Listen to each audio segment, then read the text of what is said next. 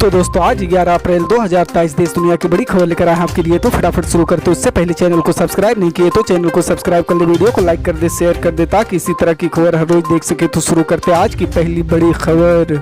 आपको बता दें दोस्तों, यूक्रेन के पहली उप विदेश मंत्री एमिन झापरोवा भारत में 4 दिनों की यात्रा पर है। झापरोवा सोमवार को राजधानी नई दिल्ली पहुंची। पिछले साल फरवरी में रूसी आक्रमण शुरू होने के बाद झापरोवा की यह पहली आधिकारिक यात्रा है। अपने इस 4 दिवसीय यात्रा के दौरान वह भारत के विदेश मंत्रालय के सचिव संजय शर्मा से बातचीत करेगी। विदेश मंत्रालय ने बताया कि झापरोवा विदेश और सांस्कृतिक राज्य मंत्री मीनाक्षी लेखी और उपराष्ट्रीय सुरक्षा सलाहकार विक्रम मिस्त्री से भी मिलेंगी। भारत पहुंचकर यूक्रेन के उप विदेश मंत्री झापरोवा ने कहा कि भारत को अपने ऊर्जा संसाधनों, सैन्य अनुबंधों और राजनीतिक बातचीत में विविधता लाने में व्यवहारिक होना चाहिए। पीएम मोदी की लोकतंत्र नीति संवाद और विविधता युद्ध का कोई युग नहीं और रणनीति अनुप्रयोग की नीति वास्तव में काफी महत्वपूर्ण है। सच हर कदम आपके साथ। आपको बता दें दोस्तों, सुप्रीम कोर्ट ने सशस्त्र बलों में प्रवेश के लिए सरकार की अग्निपथ योजना को बरकरार रखने वाले दिल्ली उच्च न्यायालय के आदेश को चुनौती देने से संबंधित 2 याचिकाओं को खारिज कर दिया और योजना की वैधता की पुष्टि की। अग्निपथ योजना शुरू होने से पहले भारतीय वायुसेना में भर्ती से जुड़े एक और याचिका पर सुनवाई के लिए कोर्ट ने 17 अप्रैल की तारीख तय की है। मुख्य न्यायाधीश DY चंद्रचूड़ और जस्टिस PS नरसिम्हा और JB पारदीवाला की पीठ ने कहा कि अग्निपथ योजना की शुरुआत से पहले रक्षा बलों के लिए रैलियों, शारीरिक और चिकित्सा परीक्षणों जैसी भर्ती प्रक्रिया के माध्यम से चुने गए उम्मीदवारों के पास नियुक्ति का निहित अधिकार नहीं है। सच हर कदम आपके साथ।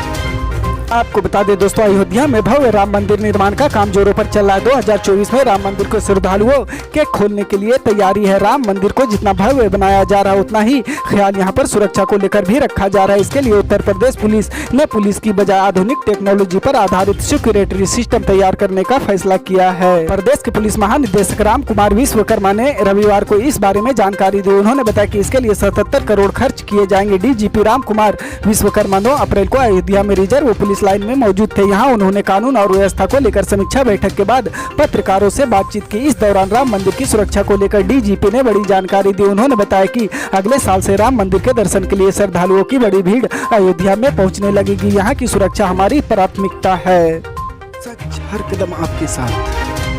आपको बता दें दोस्तों, कोरोना वायरस का प्रकोप एक बार फिर भारत में बढ़ रहा है। दैनिक मामले चौंकाने वाले रिपोर्ट किए जा रहे हैं। वायरस धीरे धीरे अपना पैर पसार रहा है। देश के कुछ राज्यों में वायरस के बढ़ते मामले चिंता का विषय बने हुए हैं। पिछले 24 घंटों में कोरोना वायरस के 5880 नए मामले दर्ज किए हैं और इसी के साथ देश में सक्रिय मामलों की संख्या बढ़कर 35,199 हो गई है। इस बीच इंडियन मेडिकल एसोसिएशन का देश भर में बढ़ते कोविड संक्रमण पर बयान सामने आया है। IMA ने कहा कि हमारे देश में हाल ही में कोरोना वायरस के उछाल के पीछे कोविड-19 के प्रति बेफिक्र व्यवहार, कम परीक्षण दर और कोविड के एक नए संक्रमण का उभरना एक बड़ा कारण हो सकता है। इंडियन मेडिकल एसोसिएशन ने लोगों से सावधानी बरतने को कहा है। सच हर कदम आपके साथ।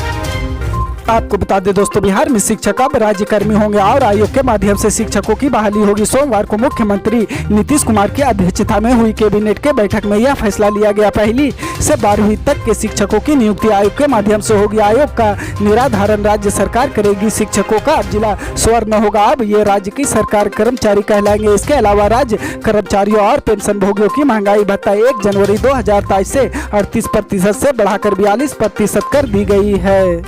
सच हर कदम आपके साथ।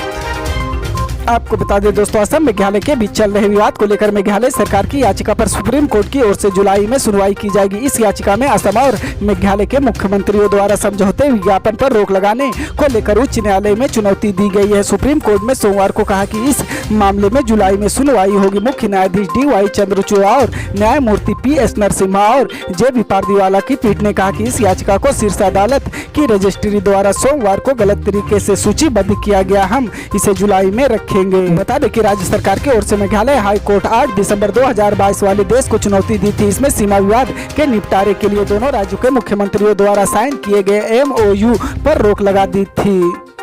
सच हर कदम आपके साथ। आपको बता दें दोस्तों, बिहार में रामनवमी पर हुई हिंसा पर AIMIM प्रमुख असदुद्दीन ओवैसी ने बिहार सरकार पर निशाना साधा। ओवैसी का कहना है कि बिहार सरकार हिंसा को रोकने में नाकाम रही। हिंसा में घायल हुए लोगों के लिए मुआवजे देने की बात नहीं हो रही। मौके पर मौजूद पुलिस अधिकारी और कर्मचारियों के खिलाफ भी कोई कार्रवाई नहीं हुई। सरकार क्या कर रही है? ओवैसी ने सोमवार को बिहार हिंसा के लिए नीतीश सरकार पर जमकर हमला बोला। उन्होंने कहा कि इतने बड़े स्तर पर राज्य में हिंसा हुई, सरकार मुआवजा देने की बात क्यों नहीं कर रही? चुनाव के दौरान ही आप धर्मनिरपेक्षता की बात क्यों करते? जब आप चुनाव जीत जाते हैं, CM बन जाते हैं, PM बन जाते हैं, तो आप धर्म निरपेक्षता के बारे में क्यों सोचते? आप हिंसा पीड़ितों को मुआवजा देने की बजाय इफ्तार पार्टी कर रहे, खजूर खा रहे हैं। AIM चीफ ने कहा कि जब हिंसा पहले से ही नियोजित थी तो सरकार क्यों सो रही थी? घटना से पहले 31 मार्च को हुई, फिर 1 अप्रैल को दोबारा हिंसा कैसे हो गई? सरकार क्या कर रही थी? पुलिस क्या कर रही थी? प्रशासन क्या कर रहा था? आपने जुलूस की अनुमति दी, भीड़ ने पुलिस के ही सामने एक मदरसा जला दिया, पुलिस वहाँ क्या खड़ा होकर कर रही थी? उन पुलिस वालों पर कार्रवाई क्यों नहीं हुई है?